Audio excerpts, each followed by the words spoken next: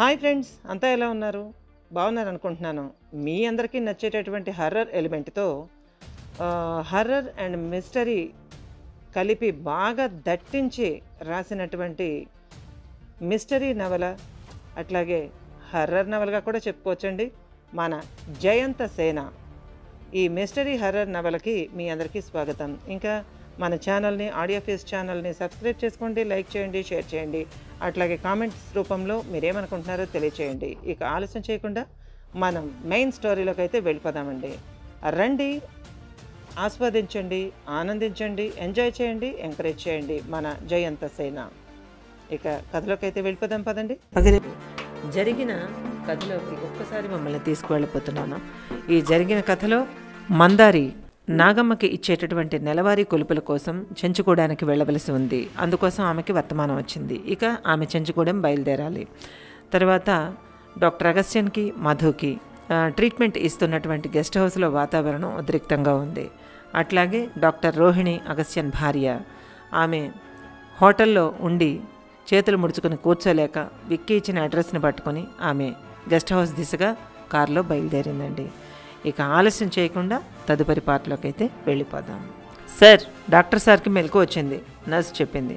ఒక్క ఉదుటిన లోపలికి వెళ్ళారు అందరూ. నెమ్మదిగా కళ్ళు తెరిచాడు డాక్టర్ అగస్త్యన్. అతనికి స్పృహ తప్పి అప్పటికి 7-8 గంటలు కాబోతోంది.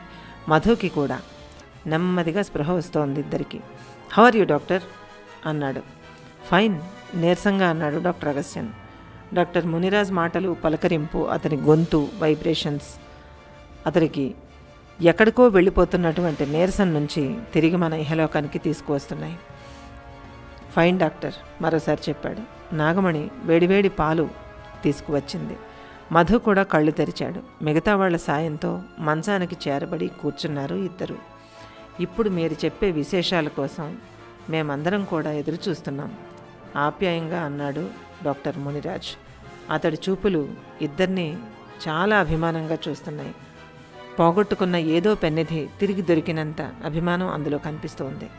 No no, let them relax some time, Mithun వారించాడు. అది నిజమే. ఎక్కడెక్కడ కష్టపడ్డారో, ఎటువంటి కష్టాలు పడ్డారో, ఏమయ్యారో ఇప్పటికి మొత్తానికి చేరుకున్నారు. చేరుకున్న తర్వాత కనీసం వాళ్ళకి మెలకువ రాగానే విశేషాల్లోకి లాగే కంటే కొంత తడవు వాళ్ళకి విశ్రాంతినివ్వడమే మంచిదనిపించింది డాక్టర్ మునిరాజ్కి. రెగ్యులర్ చెకప్లన్నీ రొటీన్గా చేస్తూ, సరే కాసేపు రిలాక్స్ అవ్వండి, 1 గంట తర్వాత మాట్లాడుకుందాం, ఇక వాళ్ళిద్దరినీ ఎవరూ డిస్టర్బ్ చేయకండి, మిగతా వాళ్ళని కూడా వారించాడు. గురుమాత చిన్న చిరునవ్వుతో అందరినీ చూస్తూ, అగస్త్య, నీవు మృత్యువును దాటించి మరీ వచ్చినావు. అంతా ఈశ్వర కృప.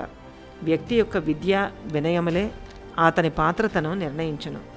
నీవు నీ విద్యను బాగా వంటపట్టించుకొనినావు. అందుచేత నీకు మేలే కలుగును. దీర్ఘాయురస్తు. మధుకర, జీవితమును సంపూర్తిగా అర్థము చేసుకున్నటకు ఈ అనుభవములన్నీ పనికివచ్చును.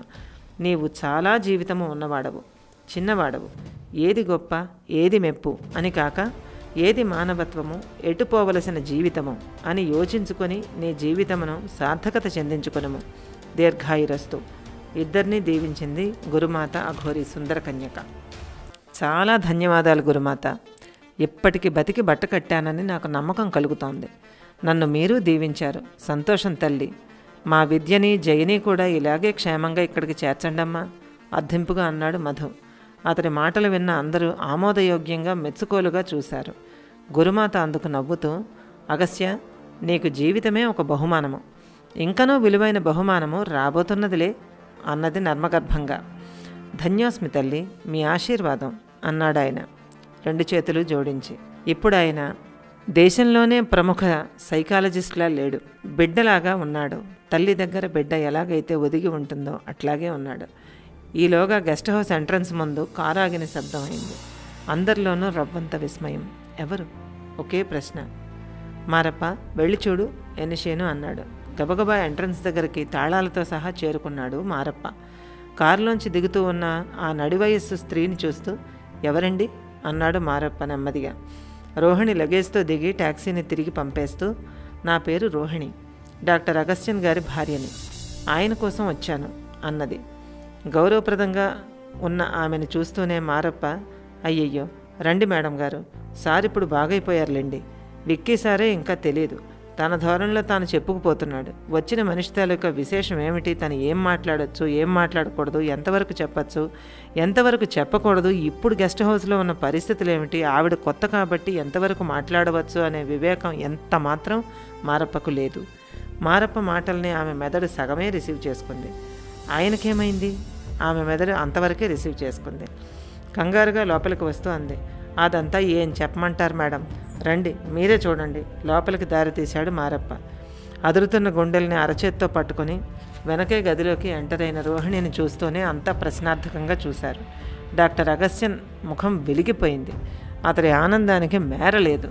రోహిణి, ఎలా వచ్చావు, ఆర్ యు ఓకే అన్నాడు ఆయన లేవబోతూ. ఉరికి రాబోతున్న కన్నీటిని ఆపుకుంటూ, మీరెలా ఉన్నారు, అసలు మీకేమైంది డాక్టర్, విక్కీ ఎక్కడ, మీ నుంచి ఏ కమ్యూనికేషన్ లేకపోయేసరికి ఎంత కంగారు పడ్డానో తెలుసా. నేను ఒక్కదాన్నే అక్కడ కూర్చుని ఏం చేయను, అందుకనే ఓ ట్యాక్సీ మాట్లాడుకుని వచ్చేశాను. ఇంతకీ విక్కీ ఎక్కడా? ప్రశ్నలు కురిపిస్తూ ఒక్క అంగలో అగస్త్యాన్ని సమీపించి బెడ్ మీద కూర్చుంది రోహిణి. అతడి చేతిని గట్టిగా పట్టుకుంది. ఆమె స్పర్శ అతడిలో నూతనోత్తేజాన్ని నింపేసింది. తిరిగి ప్రాణాలు తమ తమ దేహాలను చేరుకున్న ఫీలింగ్ ఇద్దరిలోనూ, ఒకే రాగం ఇద్దరిలోనూ. అందరికీ అర్థమైంది, వచ్చింది డాక్టర్ అగస్త్యన్ భార్య, మిసెస్ అగస్త్యన్ అని. అందరిలోనూ ఆనందం వెల్లివిరిసింది, ఒక్క జయరాజులో తప్ప. ఈ గోలంతా ఏమిటో అతనికి చాలా విసుగ్గా ఉంది.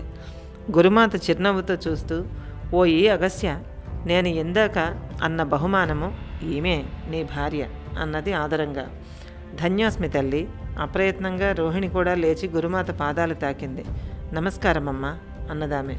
దీర్ఘ సుమంగళీభవ దీవించింది గురుమాత. రోహిణి రాకతో అందరిలోనూ ఏదో తెలియని ఫీలింగ్. ఆవిడ ఇంతకు ముందే తమకు బంధువైనట్టుగా అందరూ ఫీల్ అవుతున్నారు. అగస్త్యన్, విక్కీ ఎక్కడా అడిగింది ఆవిడ చుట్టూ చూస్తూ. ఆ ప్రశ్నకి అంతా ఒక్కసారిగా సైలెంట్ అయిపోయారు. అవును, విక్కీ ఎక్కడా, ఏమని చెప్తారు ఎవరైనా? ఆ ప్రశ్నకి సమాధానం అక్కడున్న ఎవ్వరూ చెప్పలేరు, ఒక్క కాలం తప్ప. ఆ ఒక్క కాలమే చెప్పగలదు. Time is always super power. Guest house అంతా ఓ వింత భావం నెలకొని ఉంది. అందరి హృదయాల్లోనూ ఆరని జ్యోతిలా వెలుగుతోంది విక్కీ జ్ఞాపకం ఇంకా ఉంది. ఇది గైస్ ఈ పార్ట్.